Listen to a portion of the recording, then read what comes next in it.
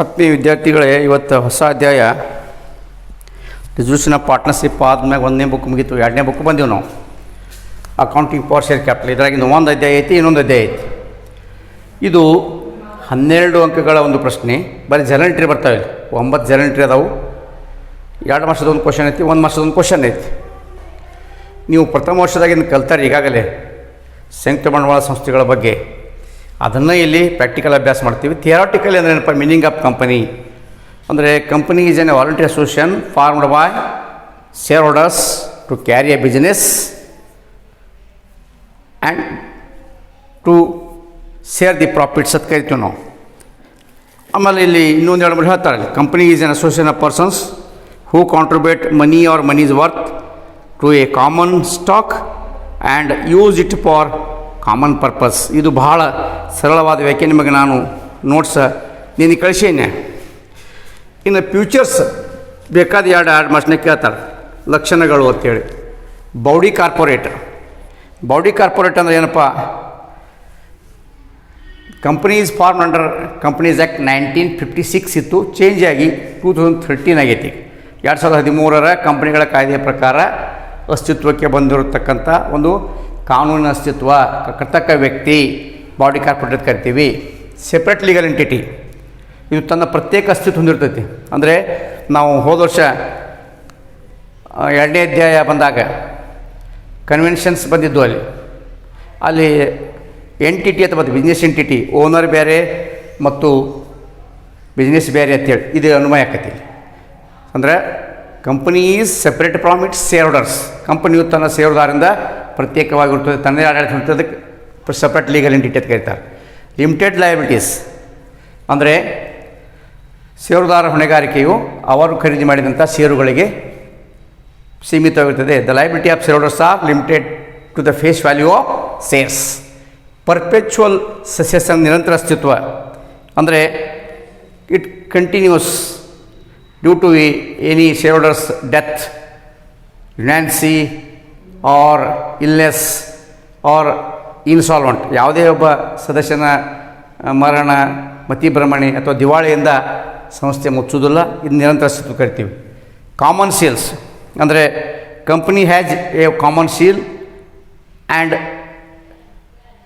ಇದು ತನ್ನ ಆ ಕಾಮನ್ ಸೀಲಲ್ಲೇ ತನ್ನ ವ್ಯವಹಾರವನ್ನು ಮಾಡ್ತೈತಿ. ಅಂದರೆ its own seal and act as official signature. In transferability of shares ಅಂದರೆ the shares of the share holders are transferred easily to anybody, ಬೇಕಾದವ್ರಿಗೆ ಮಾಡ್ಬೋದು. ಇನ್ನು types of companies types of companies ಒಳಗೆ ನಮಗೆ ಮೊದಲು 2 ಇದ್ದು, ಪಬ್ಲಿಕ್ ಮತ್ತು ಪ್ರೈವೇಟ್ ಅಂತೇಳಿ. ಇದು ನಾವು ಸಾರ್ವಜನಿಕ ಕಂಪನಿ ಅಂತ ಕರಿತೀವಿ ನಾವು. ಅಂದರೆ ನಾವು ಹೋದಷ್ಟು ಕಲ್ತೀವಿ ನಾವು, 7 ಜನ ಇರಬೇಕು, ಇದು ಟ್ರಾನ್ಸ್ಫರ್ ಅದೆಲ್ಲ ಬರುತ್ತೆ. ಆಮೇಲೆ ಪ್ರೈವೇಟ್ ಖಾಸಗಿ ಕಂಪನಿ ಮೊದಲು 2 ಇರಬೇಕು, 50 ಇತ್ತು, ಈಗ 200 ಮಾಡ್ಯಾರ 2013ರ ಕಾಯ್ದೆ ಪ್ರಕಾರ. ಮತ್ತೊಂದು ಹೊಸದು ಮಾಡ್ಯಾರ 1% ಕಂಪನಿ ಅಂತೇಳಿ, OPC ಅಂತ ಕರೀತಾರೆ. ಅಂದರೆ ಒಬ್ಬನೇ ವ್ಯಕ್ತಿಯ ಕಂಪನಿ, ಅದಕ್ಕೊಂದು ಕೆಲವು ಕಂಡೀಷನ್ಸ್ ಕೊಡ್ತಾರೆ. 5 ಕೋಟಿಗಿಂತ 50 ಲಕ್ಷಕ್ಕಿಂತ ಮಿಕ್ಕಿರೋ ವ್ಯವಹಾರ 5 ಕೋಟಿಗಿಂತ ಇರಬಾರ್ದು, ಒಬ್ಬನೇ ಇರಬೇಕು, ಭಾರತೀಯ ನಾಗರಿಕನಾಗಿರಬೇಕು, ಅವ್ನು ಟರ್ನ್ ಓವರ್ ಇಷ್ಟು ದಾಟಬಾರ್ದು, ಅದಕ್ಕೆ 1% ಕಂಪನಿ ಐತಿ. ಅದು ಹೀಗೆ 3 ಬಂದವು. ಇವು ಕಂಪನಿ ಆಧಾರದ ಮೇಲೆ, ಇವು ಹೊಣೆಗಾರಿಕೆ ಆಧಾರದ ಮೇಲೆ. ಕಂಪನೀಸ್ ಲಿಮಿಟೆಡ್ ಬೈ ಶೇರ್ಸ್, ಯಾವ ಕಂಪನಿಗಳಲ್ಲಿ ಷೇರುದಾರ ಹೊಣೆಗಾರಿಕೆಯು ಲಿಮಿಟೆಡ್ ಅಂದರೆ ನಿಯಮಿತವಾಗಿರುತ್ತದೆಯೋ ಅದು ಕಂಪ್ನಿ ಲಿಮಿಟೆಡ್ ಬೈ ಶೇರ್ಸ್. ಯಾವ ಕಂಪನಿಗಳಲ್ಲಿ ಷೇರುದಾರ ಹೊಣೆಗಾರಿಕೆ ಅನಿಯಮಿತವಾಗಿದ್ದು ಅವರು ಹಾಕಿದ ಬಂಡವಾಳಕ್ಕೆ ಸೀಮಿತವಾಗದೆ ಕಂಪನಿಯು ನಷ್ಟ ಅನುಭವಿಸಿದಾಗ ಎಲ್ಲವನ್ನೂ ತಮ್ಮ ಸ್ವಂತ ಆಸ್ತಿ ಮಾಡಿಕೊಡಬೇಕು, ಇಂಥ ಕಂಪನಿಗಳು ಅಸ್ತಿತ್ವದಲ್ಲಿಲ್ಲ. ಕಂಪನೀಸ್ ಲಿಮಿಟೆಡ್ ಬೈ ಗ್ಯಾರಂಟಿ, ಭರವಸೆಯುಕ್ತವಾದಂಥ ಕಂಪನಿಗಳು. ಷೇರುದಾರರ ಹೊಣೆಗಾರಿಕೆಯು ಅವರು ಕೊಟ್ಟಂಥ ಭರವಸೆ ಮೇಲೆ ಇರ್ತದೆ. ಅಂದರೆ ಇವನು ಸಾಮಾನ್ಯವಾಗಿ ಈ ರೀತಿ ಕಂಪ್ನಿಗಳಿಗೆ ಬಂಡವಾಳವನ್ನು ಮೊದಲು ಸಂಗ್ರಹಿಸುವುದಿಲ್ಲ. ಅವರು ಯಾವಾಗ ಸಂಗ್ರಹಣೆ ಮಾಡ್ತಾರೆ ಅಂದರೆ ಕಂಪನಿ ಮುಚ್ಚುವ ವೇಳೆಯಲ್ಲಿ ಅವರು ಕೊಟ್ಟಂಥ ಭರವಸೆಯ ಮೇರೆಗೆ ಇವನು ನಾವು ಇಲ್ಲಿ ಸಂಗ್ರಹ ಮಾಡ್ತೀವಿ. ಇದು ಸ್ವಲ್ಪ ಥಿಯರಿ ಕ್ವಶನ್. ನಿಮಗೆಲ್ಲ ಸ್ವಲ್ಪ ನಾನು ನಿನ್ನೆ ನಿಮಗೆಲ್ಲ ಕಳಿಸೇನೆ ಅಲ್ಲಿ, ಆದರೂ ಇವತ್ತು ಸ್ವಲ್ಪ ಗಮನಿಸಿಕೋರಿ.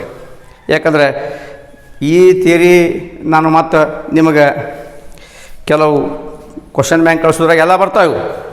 2 ಭಾಷೆದ ಐತಿ, ಭಾಳ ಸಣ್ಣ ಅಧ್ಯಾಯ. ಇನ್ನು ಇದರೊಳಗೆ ಮುಖ್ಯವಾದಂಥದ್ದು ಬರೋದು ಯಾವುದಪ್ಪ, ಶೇರ್ಸ್ ಅಂತ ಬರ್ತಾವೆ. That is share capital.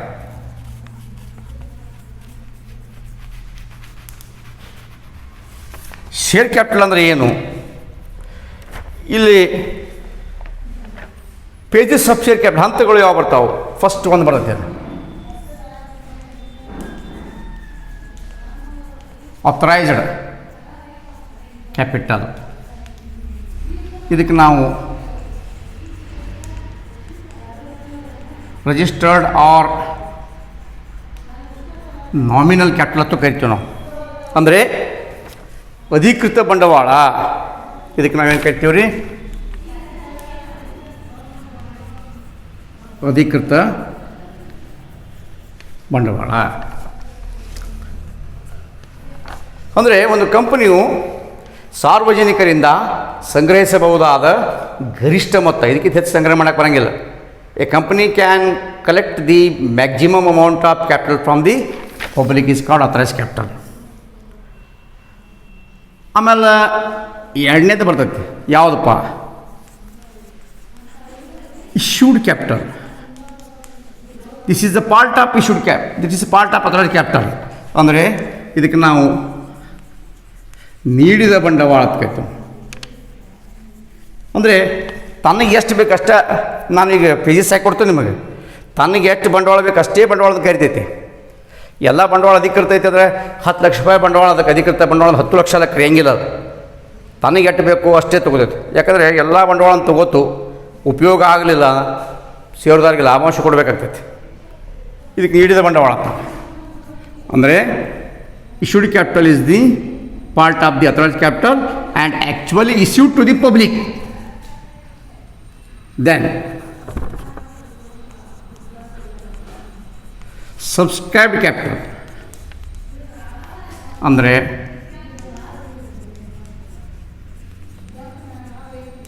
ವಂತಿಗೆಯಾದ,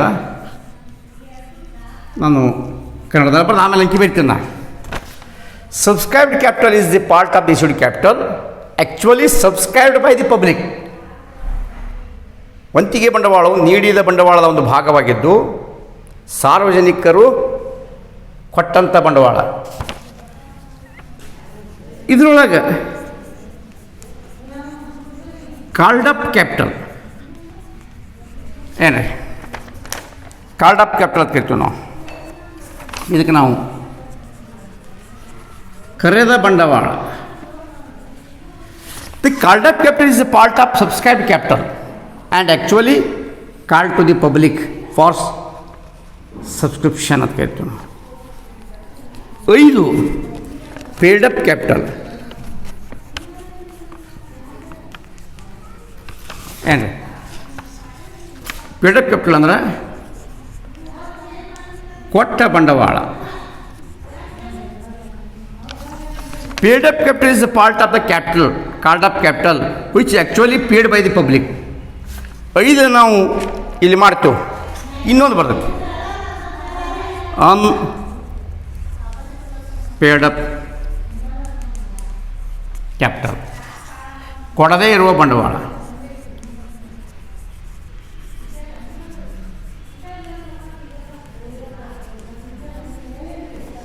ಅಂದರೆ ಸಾರ್ವಜನಿಕರು ಕೆಲವು ಸಲ ಕೊಡದೇ ಇರಬಹುದು. ಹಿಂಗೆ 5 ಪೇಜಸ್ ಬರ್ತಾವೆ ನಮಗೆ ಹೆಚ್ಚಾನೆಚ್ಚ. Authorised capital is maximum amount of capital. ಇದಕ್ಕೆ ನಾವು ರಿಜಿಸ್ಟರ್ಡ್ ನೋಂದಾಯಿತ ಬಂಡವಾಳ ಅಥವಾ ನಾಮವಾಚಕ. That authorised capital is capital the maximum amount of capital. Authorised capital part ಯಾವುದು? ಇಶ್ಯೂಡ್. ಎಷ್ಟು ಇಶ್ಯೂ ಮಾಡ್ತೀವಲ್ಲ ಅದು. ಇಶ್ಯೂಡ್ ಮಾಡದೇ ಉಳಿತಂದ್ರೆ ಅದಕ್ಕೆ ನಾವು ಅನ್ಇಶ್ಯೂಡ್ ಅಥವಾ ರಿಸರ್ವ್ ಕ್ಯಾಪಿಟಲ್ ಅಂತ ಕರಿತೀವಿ.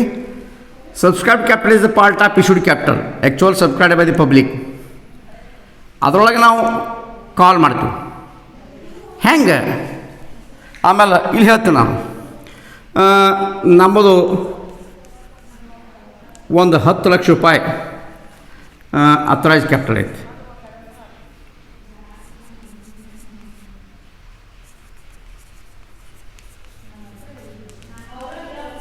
This is the 10 lakh is the maximum amount of capital to be collected from the public.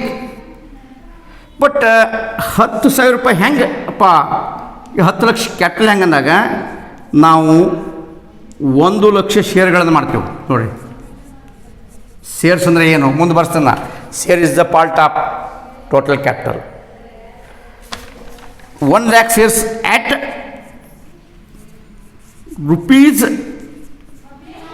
10 each.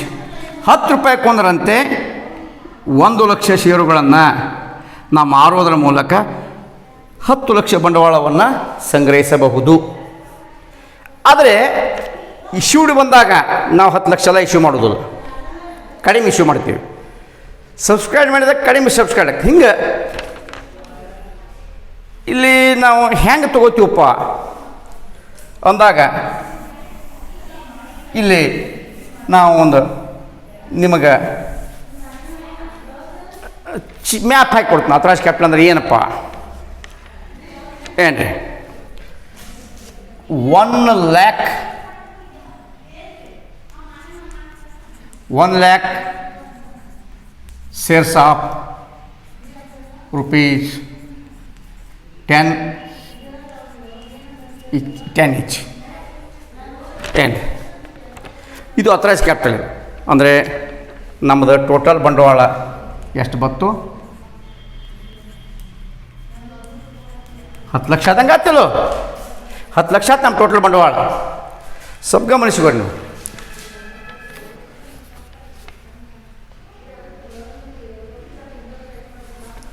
ಹತ್ತು ಲಕ್ಷ ಆಯ್ತು. ಇದರೊಳಗೆ ಇಶ್ಯೂ ಡೇಟ್ ಮಾಡ್ತೀವಿ ನಾವು. 10 ಲಕ್ಷ ಎಲ್ಲ ಇಶ್ಯೂ ಮಾಡೋದಿಲ್ಲ, 80,000 ಇಶ್ಯೂ ಮಾಡ್ತೀವಿ ನಾವು. ಏನು 80,000 shares of rupees 10 each. ಅಂದರೆ 8 ಲಕ್ಷ ರೂಪಾಯಿಯನ್ನು ಮಾತ್ರ ನಾವು ಇದು ₹100 8 ಲಕ್ಷ ರೂಪೀಸ್ ಮಾತ್ರ ನಾವು ಕಲೆಕ್ಟ್ ಮಾಡ್ತೀವಿ. ಇನ್ನು ಸಬ್ಸ್ಕ್ರೈಬ್ ರೇಟ್ ಮಾಡ್ತಾರೆ ರೀ ಪಬ್ಲಿಕ್ಕ. ಇವು 1 ಲಕ್ಷ ಶೇರ್ ಅದಾವೆ. 1 ಲಕ್ಷದಾಗ 20,000 ಪೆಂಡಿಂಗ್ ಇಟ್ಕೊಂಡಿವಿ, 80,000 ಶೇರ್ ಕೊಟ್ಟಿವಿ. ಇನ್ನೂ ನಮಗೆ ಎಷ್ಟು ಉಳಿದು ರೀ? 20,000 ಶೇರ್ ಉಳಿದು ಇಟ್ಕೋತೀವಿ ನಾವು ಬೇಕಂದಾಗ. ಅದರೊಳಗೆ ಪಬ್ಲಿಕ್ ಎಷ್ಟು ಸಬ್ಸ್ಕ್ರೈಬ್ ಮಾಡ್ತೀವಿ? 60,000 ಶೇರ್ಸ್ ಆಫ್ rupees 10 each. ಅಂದರೆ ನಮಗೆ ಬಂಡವಾಳ ಎಷ್ಟು ಬರಬೇಕಾಯ್ತು? 6 ಲಕ್ಷ ರೂಪಾಯಿ ಬರ್ಬೇಕಾ.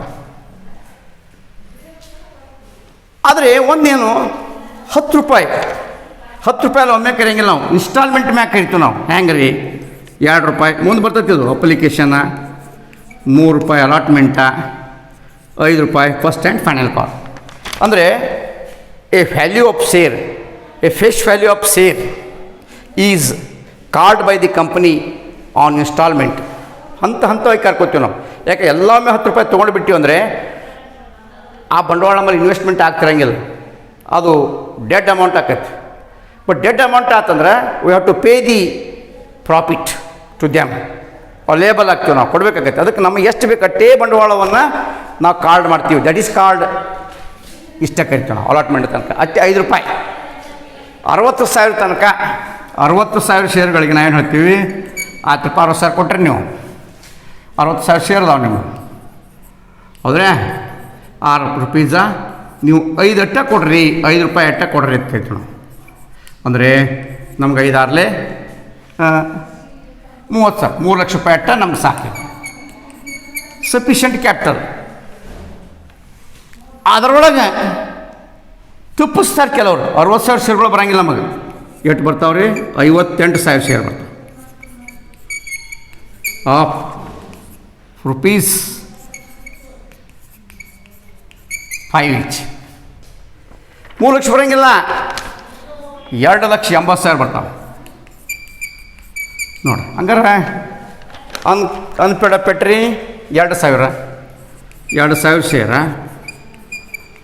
ಆಫ್ ₹5 ಈಚ ನೋಡಿ ₹10,000. ₹10,000 ಇಲ್ಲ, ದಿಸ್ ಇಸ್ 2,90,000. ಇಲ್ಲಿ ನಮಗೆ ₹10,000 ಅನ್ಪೇಡಪ್ಪ. ಯಾಕೆ ನಾ ಇದನ್ನು ನಿಮಗೆ ಪೇಜಸ್ ಹಾಕಿ ಕೊಟ್ಟೇನೆಂದರೆ ಇಲ್ಲಿಂದ ಬಹಳ ಮಹತ್ವದ ಐತಿ. ಇದು ಕಾರ್ಡಪ್ಪ, ಪೇಡಪ್ಪ, ಅನ್ಪೇಡಪ್ಪ ಇದು ಭಾಳ ಮಹತ್ವದ ಐತಿ ಜನಂಟ್ರಿ ಒಳಗೆ. ಇದು ಭಾಳ ಮುಖ್ಯ ಐತಿ. ಕರೆದ ಬಂಡವಾಳ, ಕೊಟ್ಟ ಬಂಡವಾಳ, ಹೊಡೆದೇ ಇದ್ದ ಬಂಡವಾಳ, ಹೀಗೆ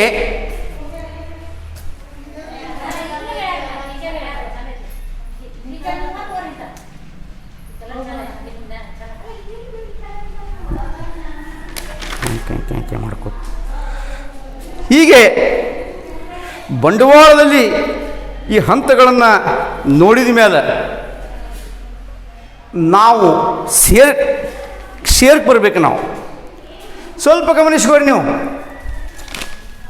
ಇದು 10 ಲಕ್ಷ, ಅದಕ್ಕಿಂತ ಹೆಚ್ಚು ಕರೆಯಂಗಿಲ್ಲ. 10 ಲಕ್ಷದಾಗ 8 ಲಕ್ಷ ಕರೆದ್ರೆ, 8 ಲಕ್ಷದಾಗ ಜನ 6 ಲಕ್ಷ ಕೊಟ್ಟರು. 6 ಲಕ್ಷದಾಗ ನಾವು 6 ಲಕ್ಷ ಎಲ್ಲ ಕರೀಲಿಲ್ಲ, 3 ಲಕ್ಷ ಜನ ಅಟ್ಟೆ 3 ಲಕ್ಷ ರೂಪಾಯಿ ಇಟ್ಕೊಂಡಿವಿ ನಾವು ಅನ್ಸಬ್ಸ್ಕ್ರೈಬ್. ಮುಂದೆ ಯಾವಾಗ ಬೇಕಾದ ಕರೀನು ಅಂತೇಳಿ ಹಿಂಗೆ ಪೇಜಸ್ ಆಫ್ ಕ್ಯಾಪಿಟಲ್ ಬತ್ತು. ಇನ್ನು ನಿಮಗೆ ಬರ್ತಕ್ಕಂಥದ್ದು ಯಾವುದಪ್ಪ? The main is shares. ಶೇರ್ಗಳಂದ್ರೆ ಏನಪ್ಪ? ಏನ್ರಿ? Share is a part of the share capital. ಏನು portion? Share is a part of or proportion of share capital ಅಂತ ಹೇಳ್ತೀವಿ ನಾವು. ಏನು? Share is part or share is fractional part. ಏನು? Share is a part of share capital. ಏನು ಹೆಂಗಪ್ಪ? ಇಲ್ಲಿ ಬರ್ತೀವಿ ನಾವು.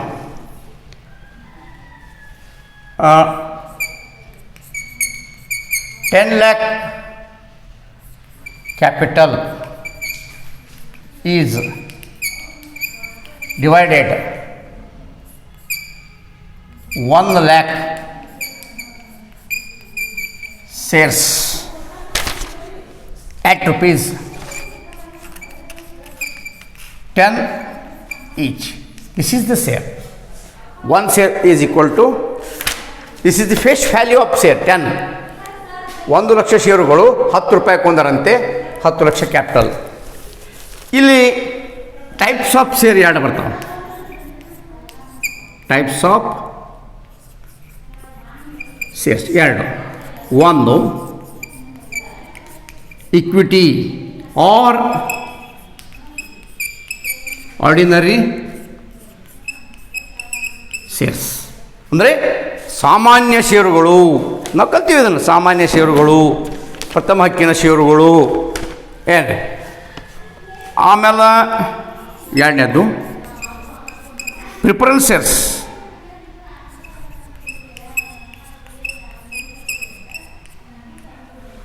ಪ್ರಥಮ ಹಕ್ಕಿನ ಷೇರುಗಳು. ವ್ಯತ್ಯಾಸ ಏನಪ್ಪ? The dividend is fixed, dividend is not fixed. Equity shareholders are the owners of the company. They are the not owners. They are having the voting power. Your voting power illa. Equity holders are the owners of the company having voting power, and dividend is not fixed. It is varying, change from year to year. Preference shareholders are dividend is fixed, no voting power. They are not the owners of the company. ಇಷ್ಟೇ. ಯಾಕಂದ್ರೆ ನಾವು ಇಲ್ಲಿ ಇದನ್ನು ಮಾಡ್ತಿರ್ತೀವಿ. ಇನ್ನು ಇಲ್ಲಿ stages ಬಗ್ಗೆ ಬರ್ತಾವ್ರಿ. Stages ಅಂದರೆ ಹ್ಯಾಂಗೆ? ನಾನು ನಿಮ್ಗೆ ಹೇಳಿದ, ನಾನು ಶೇರನ್ನು ಒಮ್ಮೆ ಖರೀದಿಲ್ಲ ಅಂದಾಗ ಫಸ್ಟ್ ಒನ್ ಸ್ಟೇಜ್ ಅಂದರೆ ಅಪ್ಲಿಕೇಶನ್ ಸ್ಟೇಜ್. ಅಪ್ಲಿಕೇಶನ್ ಮನಿ ಅಥವಾ ಅಪ್ಲಿಕೇಶನ್ ಸ್ಟೇಜ್. ಎರಡು ಅಲಾಟ್ಮೆಂಟ್ ಮನಿ ಆರ್ ಸ್ಟೇಜ್. ಮೂರು ಕಾಲ್ ಮನಿ ಆರ್ ಕಾಲ್ ಸ್ಟೇಜ್. ಇಲ್ಲಿ ಫಸ್ಟ್ ಆ್ಯಂಡ್ ಫೈನಲ್ ಕಾಲ್ ನಮಗೆ ಬರೋದು ಅಷ್ಟೇ. ಈ ಮೂರಾಗ ಈ ಫಾರ್ ಎಕ್ಸಾಂಪಲ್ ನಿಮಗೆ ಹೇಳಿದ್ನ 10 ರೂಪಾಯಿ ಇತ್ತಂದ್ರೆ 2 ರೂಪಾಯಿ ಅಪ್ಲಿಕೇಶನ, 3 ಅಲಾಟ್ಮೆಂಟ, 5 ಟೋಟಲ್ 10. ಹಿಂಗೆ 2 ರೂಪಾಯಿ ಅಪ್ಲಿಕೇಶನ, 3 ರೂಪಾಯಿ ಅಲಾಟ್ಮೆಂಟ ಮತ್ತು 5 ರೂಪಾಯಿ ಫಸ್ಟ್ ಆ್ಯಂಡ್ ಫೈನಲ್ ಕಾಲ್ ಮ್ಯಾಗ ಕರಿತೀವಿ ನಾವು. ಹೀಗೆ ಕರಿ ಮುಂದೆ ಕೆಲವೊಂದು ಸಂದರ್ಭದಲ್ಲಿ ಏನಾಗ್ತದಪ್ಪ, ಕರೆಗಳ ಬಾಕಿ ಸ್ವಲ್ಪ ನೋಡೋಣ. ಅಂದರೆ ಕಾಲ್ಸ್ ಇನ್ ಅರಿಯರ್ಸ್ ಅಂತ ಕರೀತಾರೆ. ಅರಿಯರ್ಸ್ ಅಂದರೆ ಇದನ್ನು ನಾವು ಕರೆಗಳ ಬಾಕಿ ಅಂತ ಕರಿತೀವಿ. ಯಾಕಂದರೆ ಇಫ್ ಎ ಶೇರ್ ಹೋಲ್ಡರ್ಸ್, ನಾನು ನಿಮ್ಮ ನೋಟ್ಸ್ನೇ ಕೊಟ್ಟೇನೆ ಅದನ್ನು, if a share holders fails to pay the call money ಐತಿ.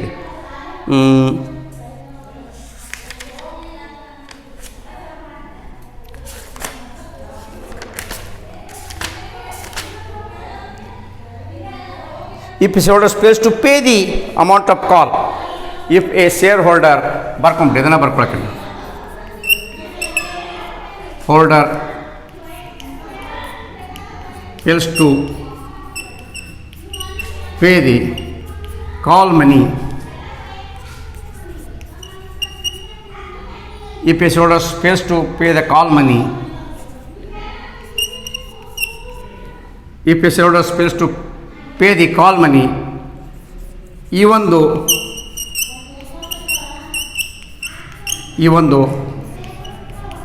call is made by company. ಇದು ಕರೆಗಳ ಬಾಕಿ ಇತ್ತು.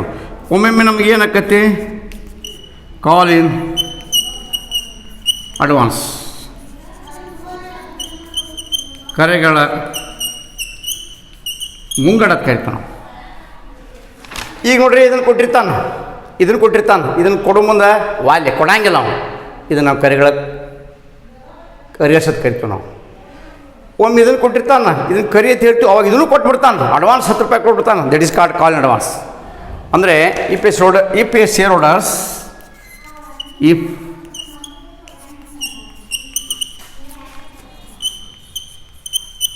if a shareholder pays all the share amount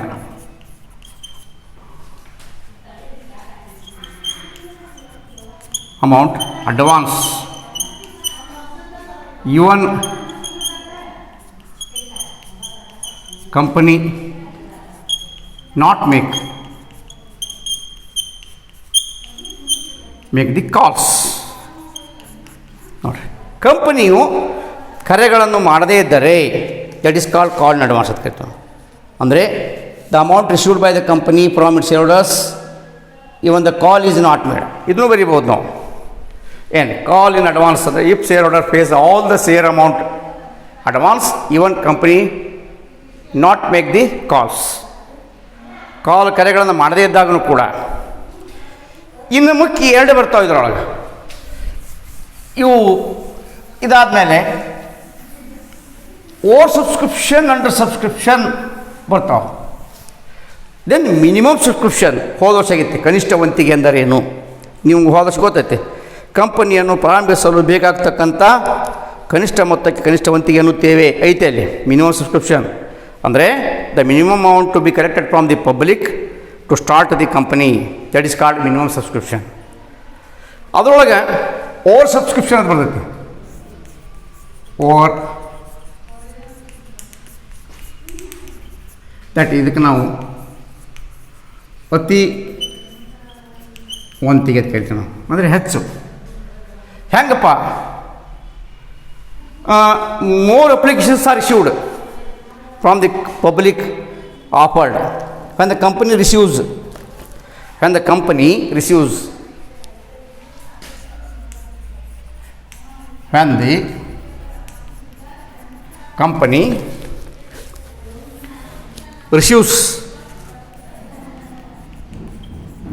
receives the applications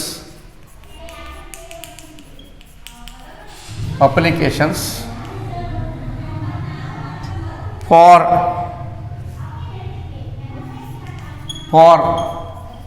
more from public,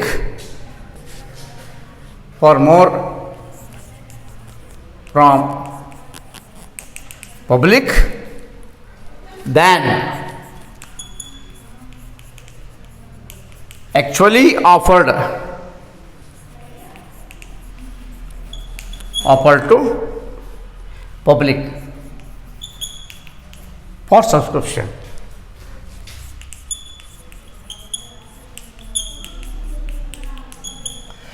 ವಂತಿಗೆ ಮಾಡಲು ಕರೆದಂಥ ಷೇರುಗಳಿಗಿಂತ ಅಧಿಕ ಅರ್ಜಿಗಳು ಬಂದರೆ ಅದಕ್ಕೆ ನಾವು ಅತಿ ವಂತಿಗೆ ಅಂತ ಕರಿತೀವಿ. ಹೆಂಗಪ್ಪ? ಈ publications are issued more than offer to public ಅಂದಾಗ ಇಲ್ಲಿ ನಾವು ನೋಡ್ತೀವಿ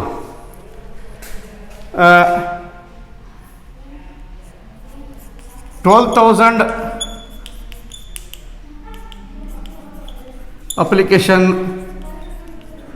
issued from public but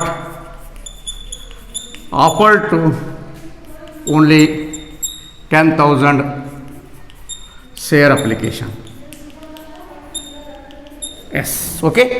ಮುಂದಿನ ಭಾಗವನ್ನು ನಾಳೆ ಅಂಡರ್ ಸಬ್ಸ್ಕ್ರಿಪ್ಷನ್ನ ಮತ್ತು ಷೇರುಗಳೇ ನಾಳೆ ನೋಡೋಣ. ಧನ್ಯವಾದಗಳು.